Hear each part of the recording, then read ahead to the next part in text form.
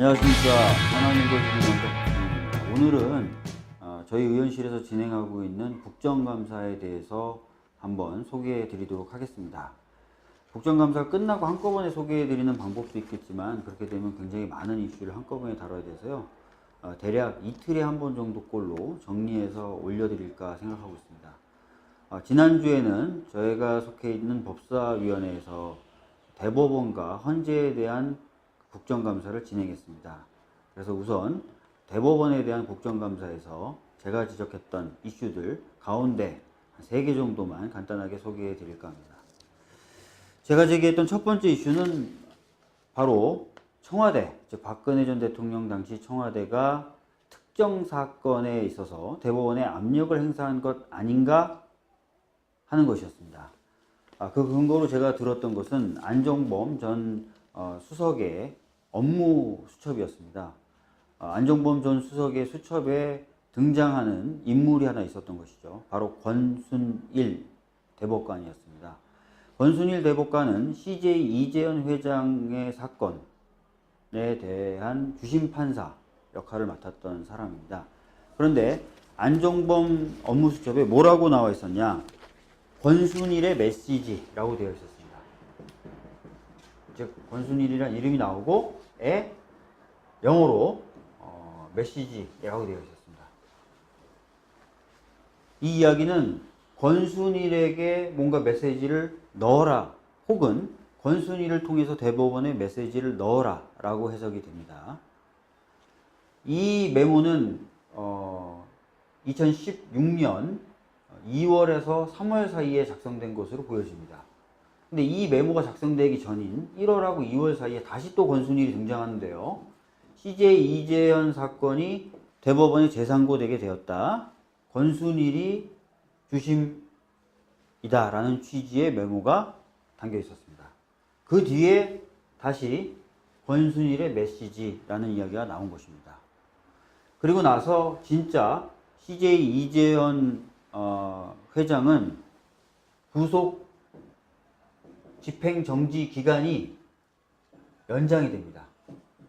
즉, 그 전에 구속 집행된 것을 정지시켜 놓은 상태였는데 그 기간을 연장해 달라고 신청을 해뒀었는데 실제로 대법원이 그 판단을 받아들여서 그 신청을 받아들여서 구속 집행 정지 기간이 연장되게 되죠. 그리고 나서 CJ 이재현 회장은 재상고를 취하하고 박근혜 전 대통령으로부터 사면을 받게 됩니다. 그러니까 전반적으로 청와대가 CJ 이재현 회장의 사건을 관리해 왔던 것 아닌가라는 의혹이 들게 되고요. 특히 이 두 개의 메모를 보면은 그런 의혹이 단순히 근거 없는 의혹 제기가 아니라 근거 있는 합리적 의심이라는 생각이 들도록 만듭니다. 그래서 저는 현직에 있는 대법관을 통해서 박근혜 전 대통령이 당시 청와대가 CJ 이재현 회장의 구속집행 정지기한 연장 및 사면을 위해서 신경을 썼던 것 아닌가라는 의혹을 제기했었습니다. 두 번째 제가 제기했던 의혹은 대법관 출신의 변호사이자 대학 교수가 편법으로 전관예우를 누리고 있다라는 것이었습니다. 여러분 아시다시피 대법관을 마치고 나면은 예전에는 전관 변호사, 그 중에서도 가장 힘 있는 전관 변호사로서 1년에 수십억의 이익을 남기는 것으로 유명했었습니다. 어떤 전관 변호사는요, 한 해만 한 27억 정도 수익료를 거둬들였다라는 이야기가 돌면서 문제가 되기도 했었던 사실이 있죠. 그런 논란들이 많아지자 대법관들은 아예 대법관에 취임하기 전에 나는 대법관을 그만두면 변호사 같은 건 안 하겠다라고 얘기하는 것이 요즘 추세입니다. 그래서 제가 지금 문제 삼고 있는 이 대법관도 비슷한 경로를 따라갔습니다. 즉 변호사 개업을 하지 않고 어떤 대학의 석좌 교수로 가게 됩니다.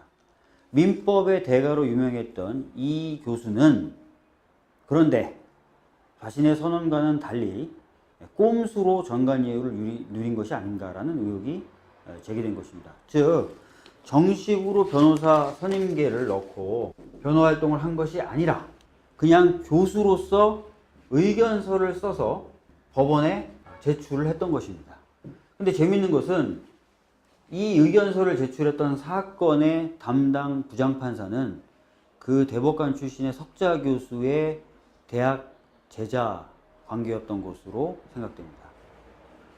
그러니까 그 부장판사 입장에서는 자기가 대학 다닐 때 대학 교수였고 또 좀 전까지 대법관이었던 사람이 특정인에게 유리한 내용이 담긴 의견서를 제출했고 그것을 딱 받아보는 순간 어떤 느낌이 들었을까요? 그 대학 교수 전직 대법관의 의견대로 판단을 내려야 된다라는 압력을 받지 않았을까요?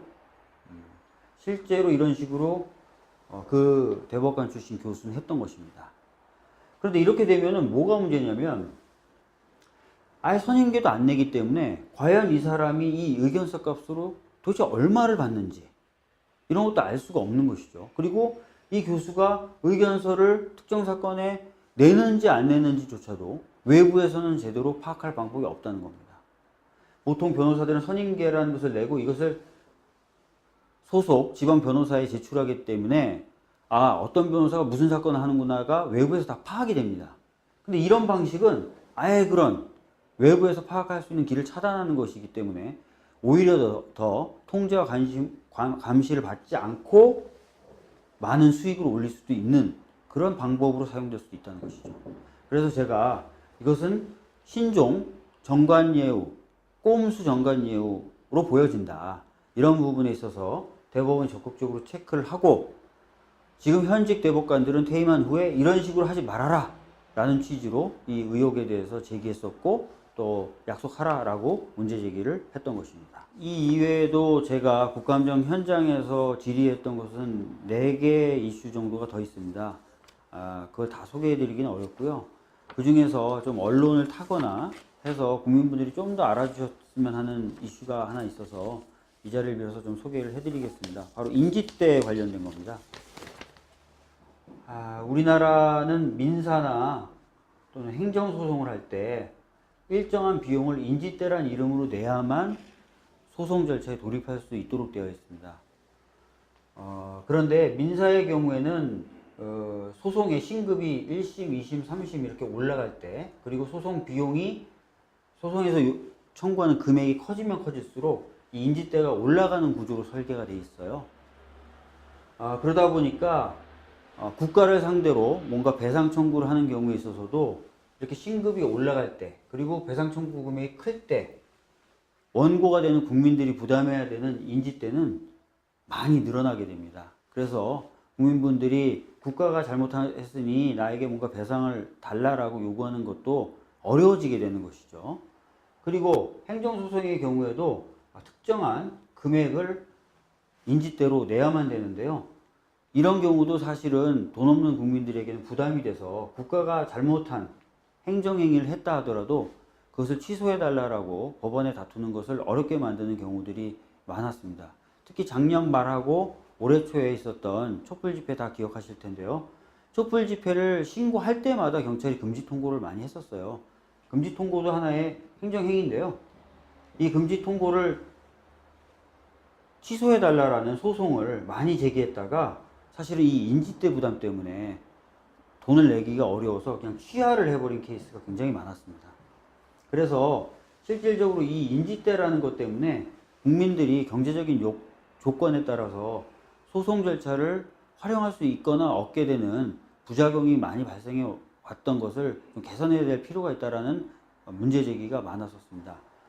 심지어는 10월 9일 날에는 유엔에서도 우리나라가 인지대 등 이런 것들을 설치해 둬서 소송을 통해서 국민들이 권리구제 받는 걸 어렵게 만들고 있으니까 이런 부분에 대해서 다시 한번 검토하라는 권고까지 했습니다.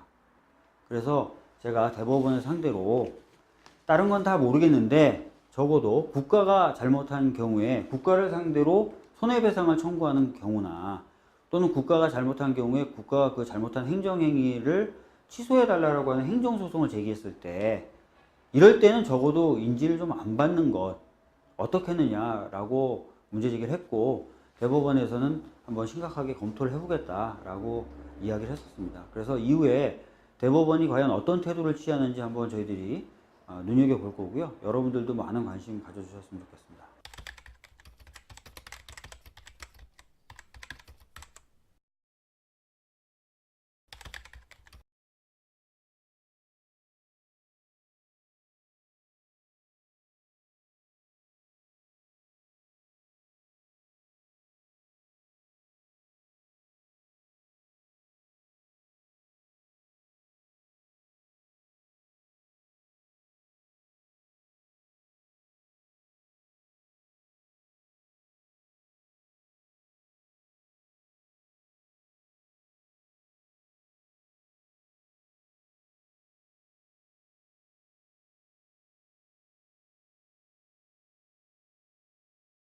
대해서요. 대략 이틀에 한 번 정도 꼴로 정리해서 올려드릴까 생각하고 있습니다. 지난주에는 저희가 속해 있는 법사위원회에서 대법원과 헌재에 대한 국정감사를 진행했습니다. 그래서 우선 안녕하십니까, 하나님과 주님입니다. 오늘은 저희 의원실에서 진행하고 있는 국정감사에 대해서 한번 소개해 드리도록 하겠습니다. 국정감사가 끝나고 한꺼번에 소개해 드리는 방법도 있겠지만, 그렇게 되면 굉장히 많은 이슈를 한꺼번에 다루는 사건에 있어서 대법원에 압력을 행사한 것 아닌가 하는 것이었습니다. 그 근거로 제가 들었던 것은 안종범 전 수석의 업무 수첩이었습니다. 안종범 전 수석의 수첩에 대법원에 대한 국정감사에서 제가 지적했던 이슈들 가운데 3개 정도만 간단하게 소개해 드릴까 합니다. 제가 제기했던 첫 번째 이슈는 바로 청와대, 즉 박근혜 전 대통령 당시 청와대가 특정하는 인물이 하나 있었던 것이죠. 바로 권순일 대법관이었습니다. 권순일 대법관은 CJ 이재현 회장의 사건에 대한 주심 판사 역할을 맡았던 사람입니다.